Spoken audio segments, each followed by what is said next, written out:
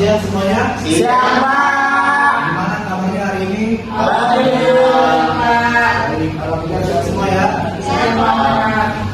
Sebelum pembelajaran dimulai, mereka konsultasi dirapikan dulu. Konsultasi ada sampah di kanan di kalian. Kalau belum terlebih dahulu, Sudah, Pak. arang bangkunya juga tolong dirapikan terlebih dahulu. Oke, Pak. Sudah, Pak. Baik, terima kasih. Sebelum pembelajaran dimulai, alangkah baiknya kita berdoa terlebih dahulu. Berdoa menurut agama dan kepercayaan masing-masing. Berdoa dimulai.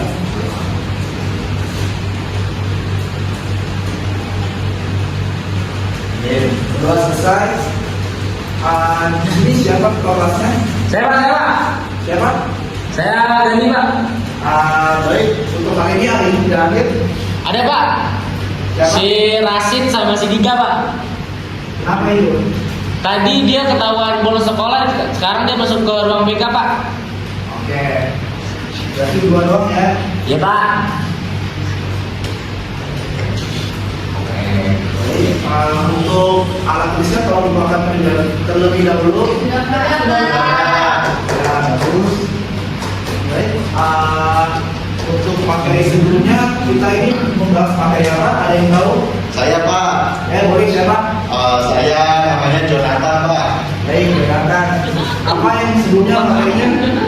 Kemarin itu materinya ngebahas tentang debit kredit, Pak. Debit itu di sebelah kiri dan kredit itu di sebelah kanan, Pak. Baik, nanti kamu perhatiin ya. Oke. Untuk sekarang mungkin kita akan membahas mengenai pencatatan hasil perusahaan.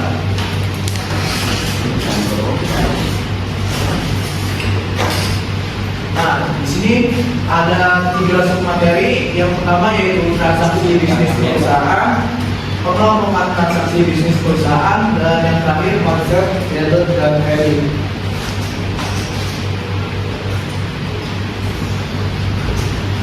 Nah, sebelumnya dari anak-anak di sini ada yang tahu nggak apa itu akuntansi? Saya, Pak. Boleh siapa? Nama saya Jonathan tadi, Pak. Ada lagi apa? Akuntansi itu adalah proses pencatatan uang ataupun pengelolaan uang, Pak. Baik. Gampangnya gitu ya.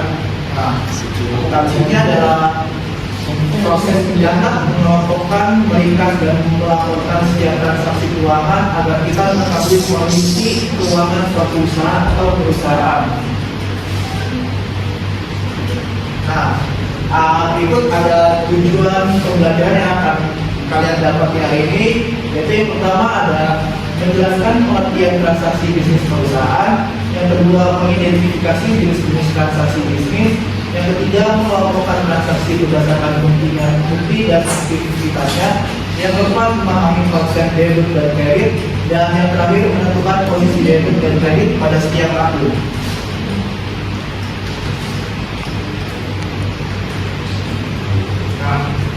Di sini kalian tidak hanya mengetahui teori, tetapi juga mampu menganalisis setiap transaksi yang terjadi dalam perusahaan. Pemahaman mengenai transaksi bisnis merupakan dasar dalam materi benar umum.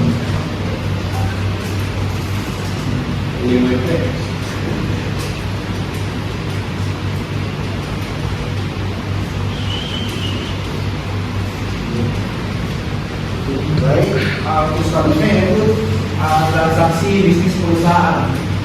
Transaksi bisnis perusahaan adalah setiap kegiatan atau peristiwa ekonomi yang dilakukan oleh perusahaan dan menimbulkan perubahan pada posisi keuangan perusahaan, baik berupa aset harta, liabilitas utang, ekuitas modal, pendapatan maupun beban.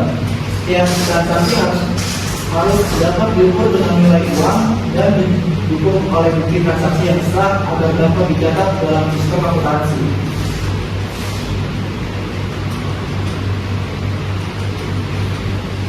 Berikut adalah faktor-faktor terjadinya transaksi bisnis. Yang pertama yaitu dari faktor internal, yaitu penambahan modal, pembelian aset, pembayaran gaji, penggunaan perlengkapan, dan penyusutan aset. Dan yang selanjutnya yaitu dari faktor eksternal, yaitu ada penjualan kepada pelanggan, kemudian dari masuk, pembayaran pajak, pembayaran pinjaman dan penerimaan piutang.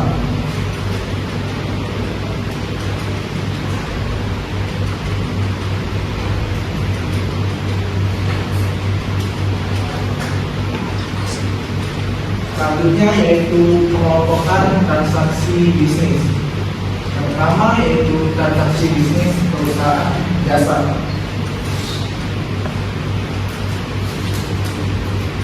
Transaksi bisnis perusahaan jasa merupakan kegiatan menjual jasa dalam berbagai bidang pelayanan.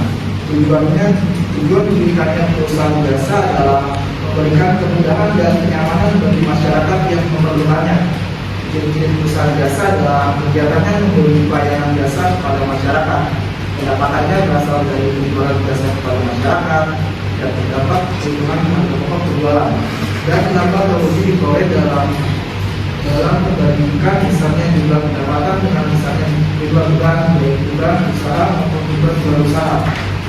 Nah, transaksi bisnis perusahaan jasa adalah sebagai berikut. Yang pertama ada modal investasi modal pembeli, yang kedua pembelian peralatan dan perlengkapan secara tunai dan kredit, yang ketiga adalah menerima pendapatan secara tunai dan kredit, yang keempat pembayaran bulan, kelima pembelian dan penerimaan utang, yang keenam peminjaman dan pengembalian utang, yang ketujuh pembelian harta yang ditanamkan oleh pemilik dan sebagainya.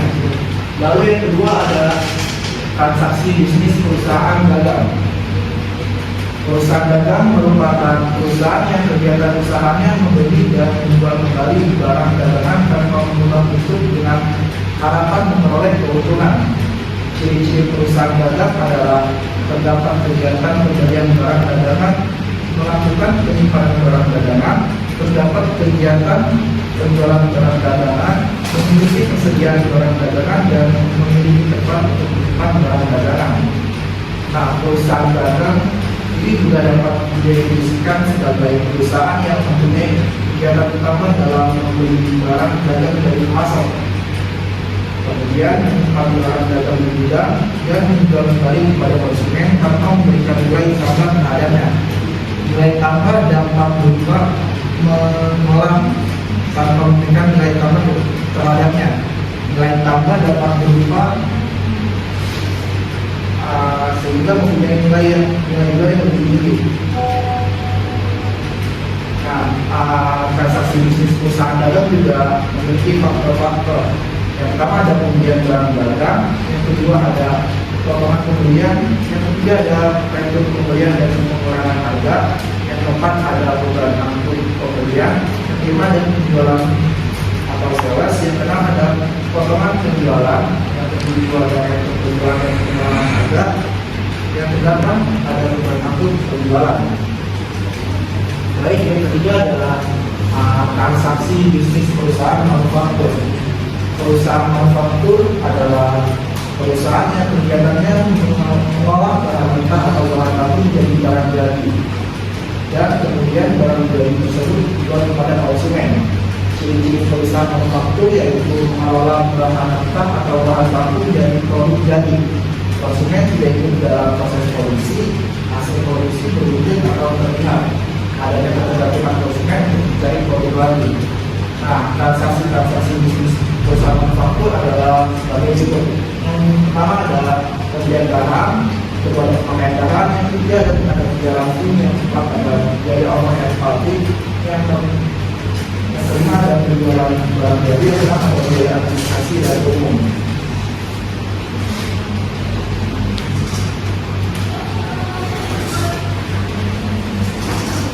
Selanjutnya adalah konsep debit dan kredit.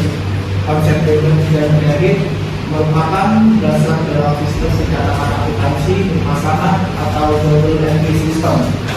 Setiap transaksi yang terjadi dalam perusahaan akan mempengaruhi minimal dua akun, yaitu satu akun mencatat pada sisi debit dan akun lainnya pada sisi kredit. Dengan jumlah debit harus selalu sama dengan jumlah kredit.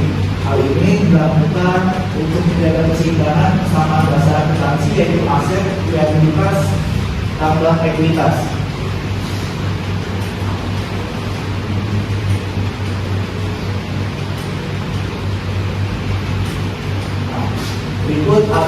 contoh analisis debit dan kredit. Contoh yang pertama yaitu pemilik menyetorkan modal.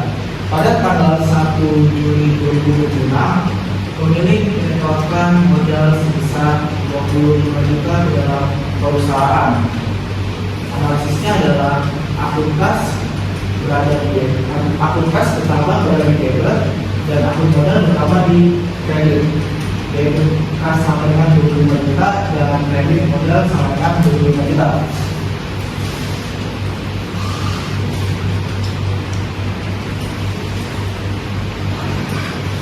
Nah, contoh kedua yaitu membayar gaji karyawan. Perusahaan membayar gaji karyawan sebesar 4 juta secara tunai. Analisisnya adalah beban gaji bertambah berada di debit, kas berkurang berada di kredit. Jadi debit sama dengan beban gaji 4 juta dan kredit kas sama dengan 4 juta.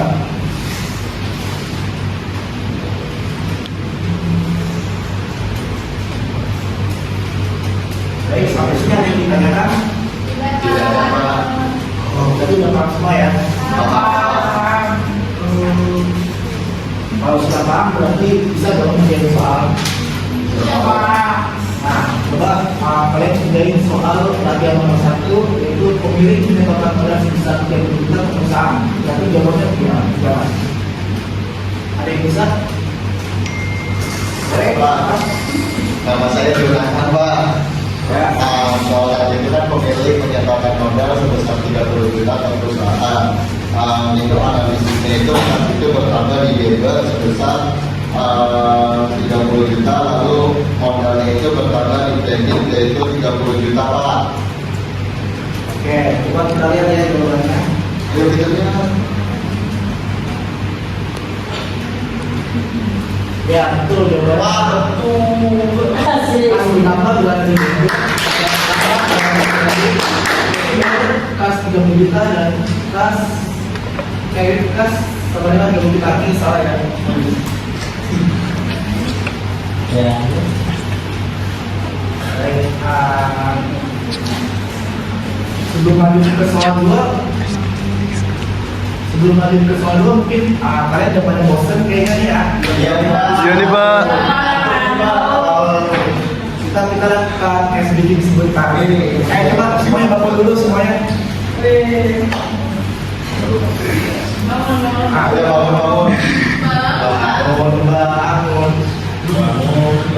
Mas, Nah, semuanya kalau misalkan Bapak bilang duduk, kalian duduk. Kalau Bapak bilang apel, kalian diri ya. Ya. Ya. Coba contoh dulu yang mungkin. siapa ini? Ayo diri dulu aja. Misal, duduk. Apel. Apel diri ya. Duduk. Apel diri. Ya. Lagi. Oke. Apel. Apel diri loh.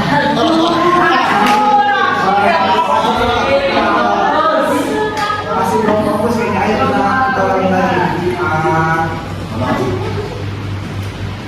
Apel. Apa dong? Jeruk. Apel.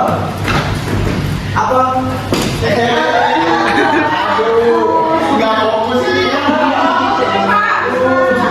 Saya nggak fokus, Mas. Berarti ini terakhir ya. Apel. Nggak fokus lagi tuh, Mas. Kita lanjutkan saja ke soal kedua ya.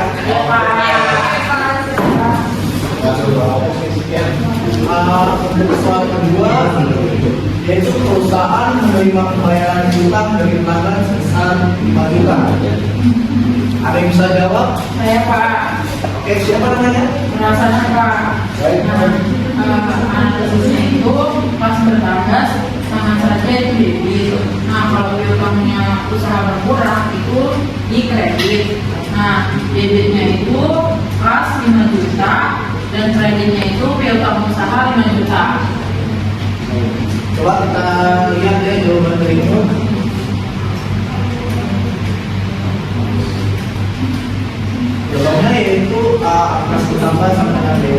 Kas pertama adalah di debit, piutang usaha bergerak di kredit. Debit kas 5 juta dan kredit piutang usaha 5 juta. Berarti jawaban Nur, nah.